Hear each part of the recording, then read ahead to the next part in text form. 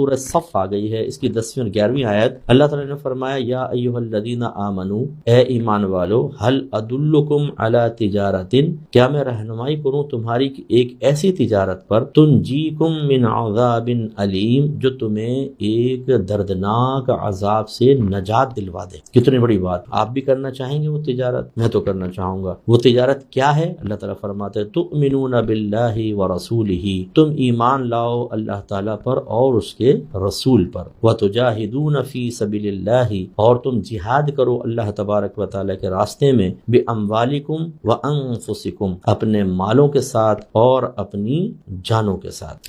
ذالکم خیر لکم ان کنتم تعلمون، یہ بہتر ہے تمہارے لیے اگر تم جانتے۔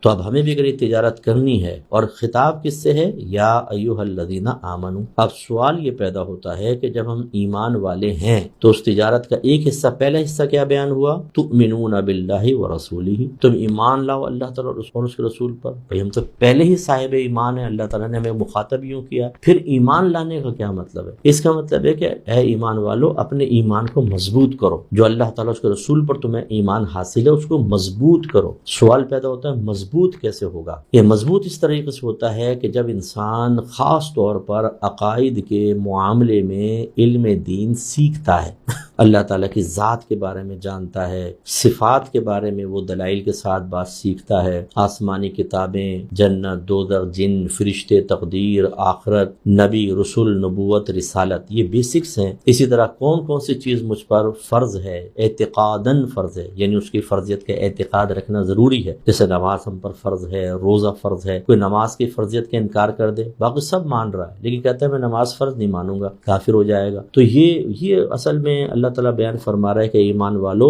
اللہ تعالیٰ اس کے رسول پر جو تمہیں ایمان پہلے حاصل ہے اس میں مضبوطی اور ترقی پیدا کرو۔ اور یہ ہمیشہ یاد رکھیے گا، یہ ترقی کیسے ہوگی؟ جب آپ علم دین سیکھتے رہیں گے۔ اس لیے ہم اللہ کے کرم عرصہ دراز سے علم دین سیکھا ہوا ہے، یعنی عالم کورس، مفتی کورس کیا ہوا ہے، لیکن جب ہم پڑھاتے ہیں، مزید مطالعہ کرتے ہیں، تفسیر بیان ہوتی ہے، آیات سامنے آتی ہیں، تو اور ایمان میں مضبوطی آتی ہے۔ آپ کو اللہ تعالیٰ کا پر یقین حاصل ہے، اللہ تعالیٰ ہے، بڑی قدرت والا ہے، لیکن جب آپ کے سامنے اللہ کی قدرت عظیمہ کو بیان کیا جائے گا، اس اعتقاد میں اور مضبوطی آتی ہے، زبردست قسم کی مضبوطی آتی ہے۔ مثال کے طور پر اللہ تعالیٰ، ہم کہتے ہیں جی بڑی وسعت والا، اس کے پاس بڑے خزانے ہیں، آپ کہتے ہیں بالکل مصاب ہیں، لیکن اگر میں آپ کو تھوڑا سا خزانوں کی تفصیل کی طرف لے کر آؤں تو پھر آپ کو اور اچھا یقین آئے گا اور اعتقاد مضبوط ہوگا۔ مثال کے طور پر ہم یوں کر لیں، دنیا میں کتنے انسان ہیں، کتنے جنات ہیں؟ شیر، چیتے، گیدڑ، لومڑیاں، جنگل کے بہت سارے جانور، پھر گھاس کھانے والے جانور یعنی جو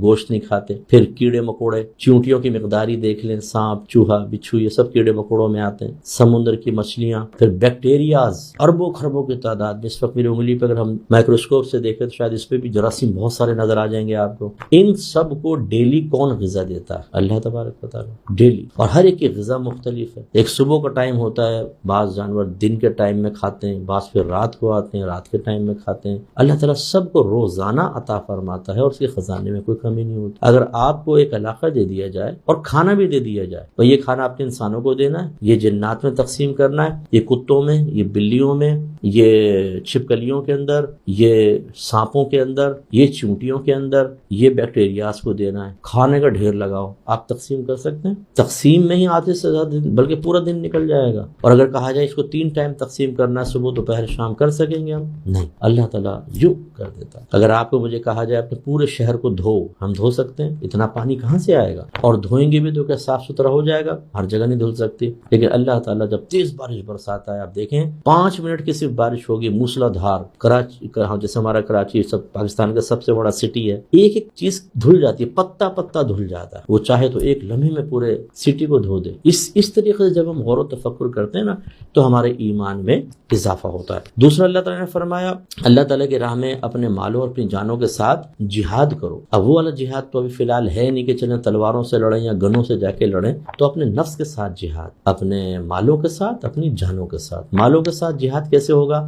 اللہ کی راہ میں خرچ کریں، کیونکہ بہت بڑا جہاد اللہ کی راہ میں دیتے ہوئے ہمارا دل تنگ ہو جاتا ہے۔ بہت سی خواتین اپنے سونے سے زکوٰۃ کیوں نہیں نکالتی، قربانی اپنے مال سے کیوں نہیں کرتی؟ شوہر ہی کرے گا، اس لیے کہ بخل بھرا ہوا ہے، کون میں سونے کا سیٹ خراب کروں، میرے اتنے سارے پیسے قربانی میں نکل جائیں، تم ہی کرو، مال کو سمیٹے بیٹھی ہوئی، اور ابھی آپ کو اچانک انتقال ہوگا، یہ مال کس کے پاس جائے گا؟ آپ کے اولاد کے پاس، اور وہ اولاد شاید آپ کے لیے ہاتھ اٹھا کر دعا بھی نہیں کرے گی۔ ہر اولاد ایسی نہیں ہوتی، لیکن میں بات عرض کر رہا ہوں۔ اور یہ پھر آپ نے جو اس میں زکوٰۃ ادا نہیں کی ہوں گی، آخرت میں آپ پر وبال ہوگا۔ اگرچہ اگر شوہر آپ کی طرف سے ادا کر دے، آپ کی اجازت سے ہو جائے گی، لیکن اپنے مال سے زکوٰۃ ادا کرنے کا حکم ہے۔ اب یہ ہے آزمائش، کون عورت جہاد کرنے کے لیے تیار ہے؟ بخل ہے، بس سونا میرے پاس رہے، کیا نفع دے گا؟ حضرت علی رضی اللہ تعالیٰ عنہ نے ایک دفعہ ایک درہم ہاتھ میں پکڑا اور فرمایا، جب تک تو مجھ سے جدا نہیں ہوگا مجھے نفع نہیں پہنچا سکتا۔ کتنی پیاری بات، اس لیے ذرا توجہ فرمائیے۔ اور اسی طرح اپنی جانوں کے ساتھ جہاد کا مطلب کیا ہے؟ ایک تو میدان جنگ میں چلیں، جان پوری چلی جائے، اور ورنہ کیا ہے؟ نفس کشی، شیطان سے مقابلہ۔ تو اس میں پھر ہم روزے رکھتے ہیں، ہم قرآن پاک کی تلاوت کرتے ہیں، اللہ کے لیے دین کے لیے وقت نکالتے ہیں، نمازیں پڑھتے ہیں 5 وقت، اس میں ہماری توانائی صرف ہوتی ہے۔ یہ بھی ایک اس طرح کا جہاد ہے، اس میں کوشش کریں کہ اس کو بھی اختیار کیا جائے۔